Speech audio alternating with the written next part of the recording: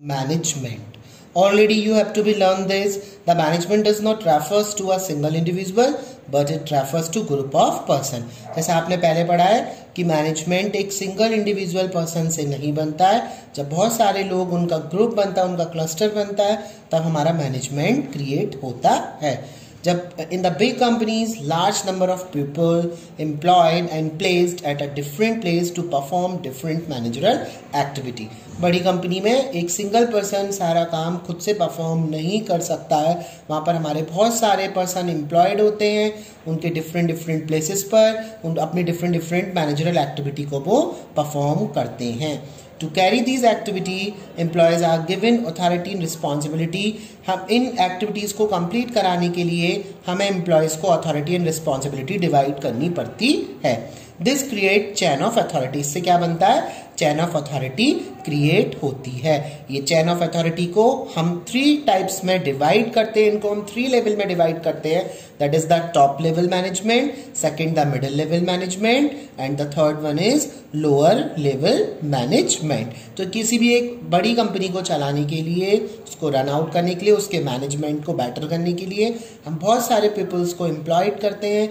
उन पीपल को डिफरेंट उनकी अथॉरिटी एंड रिस्पॉन्सिबिलिटी डिवाइड करते हैं, जिससे हमारा एक चैन बनता है. उस चैन को हमने 3 टाइप ऑफ कैटेगरी में डिवाइड किया है. That is top, middle and lower level of management.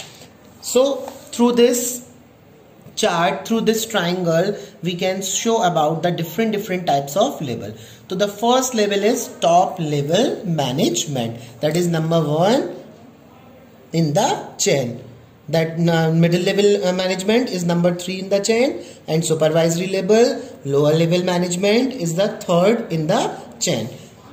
It consists board of director, president, general manager, vice president, chairman of the company, CEO, chief executive officer of the company, CFO, chief financial officer, chief operating officer, that is called COO. ये सब हमारे किस में आते हैं? ये सारे लोग ये हमारे सीनियर मोस्ट एग्जीक्यूटिव बोले जाते हैं. ये सब हमारे टॉप लेवल मैनेजमेंट में आते हैं. सेकेंड जो मिडिल लेवल ऑफ मैनेजमेंट है, उसमें हमारे कौन कौन लोग आते हैं. इस चैन के थ्रू मैं आपको समझा रहा हूँ कि किस किस ग्रुप में कौन कौन से लोग आते हैं. जो हमारा मिडिल लेवल ऑफ मैनेजमेंट पे, वहाँ पे जितने भी हमारे डिपार्टमेंट हेड होंगे, like purchase manager, sales manager, marketing manager और HR मैनेजर, जितने भी एग्जीक्यूटिव ऑफिसर्स होंगे, डिविजनल हेड्स, प्लांट सुपरिटेंडेंट, जो प्लांट सुपरिटेंडेंट होता है वो, और डिपार्टमेंट जितने भी हेड है, वो सब हमारे किस में आते हैं? मिडिल लेवल ऑफ मैनेजमेंट में कंसिस्ट होते हैं. थर्ड इज सुपरवाइजरी लेवल, जिसको हम ऑपरेशन लेवल भी बोलते हैं और जिसको हम लोअर लेवल मैनेजमेंट भी बोलते हैं. ये हमें एक चीज का ध्यान रखना है, वर्कर हमारे किसी भी मैनेजमेंट में किसी भी चैन का पार्ट नहीं होते हैं. ये मैनेजमेंट लेवल के लोगों के बारे में आपको शो आउट किया जा रहा है. इसमें कौन कौन आते हैं? सुपरवाइजर, हर चीज के बारे में हमें सुपरवाइज करना. सुपरिटेंडेंट, जैसे प्लांट सुपरिटेंडेंट होगा, जो मेन प्लांट का हेड होगा वो मिडिल लेवल में जाएगा, पर सुपरिटेंडेंट है, सिंगल सुपरिटेंडेंट है, सिंपल सुपरिटेंडेंट है, तो वो हमारा किस में जाएगा? लोअर लेवल ऑफ मैनेजमेंट में जाएगा. फोरमैन, सेक्शन ऑफिसर, क्लर्क, सब डिपार्टमेंट एग्जीक्यूटिव, ये सब हमारे किस में आते हैं? सुपरवाइजरी लेवल में आते हैं. इसको ऑपरेशनल लेवल भी बोलते हैं और इसको हम लोअर लेवल मैनेजमेंट भी बोलते हैं. अब ये अथॉरिटी और अकाउंटेबिलिटी. अथॉरिटी हमारी कैसे जा रही है? Top to bottom. Top to bottom हमारी यहाँ पे क्या हो रही है? फ्लो हो रही है. हाई अथॉरिटी किसके पास होती है? मिडिल लेवल के पास. उसके बाद ये अपनी अथॉरिटी किसको शेयर करते हैं? अपनी रिस्पॉन्सिबिलिटी किसको देते हैं? ये काम करने की मिडिल लेवल को. मिडिल लेवल किसको पास आउट करता है? सुपरवाइजरी लेवल, मतलब लोअर लेवल को. लोअर लेवल से ये काम किसको कौन करता है? वर्कर्स हमारे इसको परफॉर्म करते हैं. एक्चुअली द वर्कर जो होते हैं वही ड्यूटीज को परफॉर्म करते हैं. प्रोडक्शन वगैरह करना, ये सब चीजें कौन करता है? वर्कर करता है. अकाउंटेबिलिटी हमारी कैसे फ्लो हो रही है? अकाउंटेबिलिटी हमारी नीचे से ऊपर की तरफ जा रही है. अकाउंटेबल मतलब कौन कौन किसके लिए अकाउंटेबल होगा. जैसे मैं टॉप लेवल पर हूं तो मैंने मैनेजर को कुछ काम दिया, परचेज मैनेजर को, परचेज मैनेजर ने अपने वर्कर्स, अपने सुपरवाइजर को कुछ काम दिया, तो वो सब उसके लिए अकाउंट होंगे फॉर कंप्लीशन, अकाउंटेबल होंगे for the completion of the job. अब हमारे टॉप लेवल मैनेजमेंट कौन होता है, उनके क्या फंक्शंस होते हैं, उनको मैं 1 बाय 1 आपको एक्सप्लेन करता चला जाऊंगा. Consist the senior most executive of the organisation. इसमें हमारे जितने भी सीनियर मोस्ट एग्जीक्यूटिव होते हैं वो सब हमारे किस में आते हैं? टॉप लेवल मैनेजमेंट का पार्ट बोला जाता है।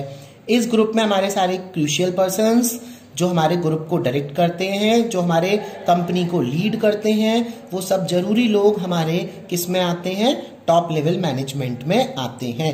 इन्हीं के ये किसके एफर्ट्स को, अदर पीपल के एफर्ट्स को अपने डायरेक्टिंग और अपनी लीडिंग के थ्रू कंप्लीट कराते हैं। जो टॉप लेवल का जॉब होता है वो बहुत स्ट्रेसफुल होता है, बहुत ही कॉम्प्लेक्स जॉब होता है। वहां पर वर्किंग आवर्स भी बहुत ज्यादा लगते हैं। उनके कोई वर्किंग आवर्स फिक्स नहीं होते हैं कि हमारे कितने आवर्स फिक्स है। जब तक वर्क कंप्लीट नहीं होगा वो अपना फुल कंट्रीब्यूशन प्रोवाइड कराते हैं। That is a part of top level management. It consist board of director, president, chairman, general manager, vice president and CEO, CFO and COO.